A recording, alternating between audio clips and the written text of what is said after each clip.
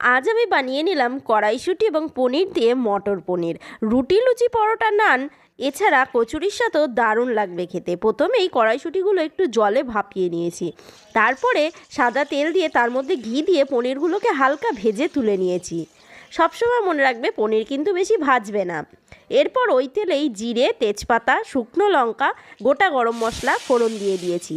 এরপর দিয়ে দিয়েছি আদা, টমেটো এবং কাঁচা লঙ্কার পেস্ট, পরিমাণ মতন লবণ, হলুদ, জিরের গুঁড়ো, কাশ্মীরি লঙ্কার গুঁড়ো দিয়ে ভালো করে কষে নিচ্ছি। কষানো হয়ে গেলে সিদ্ধ করে রাখা কড়াইশুঁটিগুলো দিয়ে দিলাম। এরপর আরেকটু নাড়িয়ে চাড়িয়ে কষিয়ে দিয়ে দেবো আমি কাজু বাদাম এবং চালমগজের পেস্ট দিয়ে ভালো করে কষিয়ে নিয়ে দিয়ে দিচ্ছি পরিমাণ মতন জল। ঝোল ফুটে আসলে দিয়ে দিলাম ভেজে রাখা পনিরগুলো, দিয়ে ভালো করে নেড়ে চেড়ে নামানোর আগে সামান্য চিনি, ঘি এবং পনির মশলা দিয়ে নামিয়ে নিলেই রেডি মটর পনির।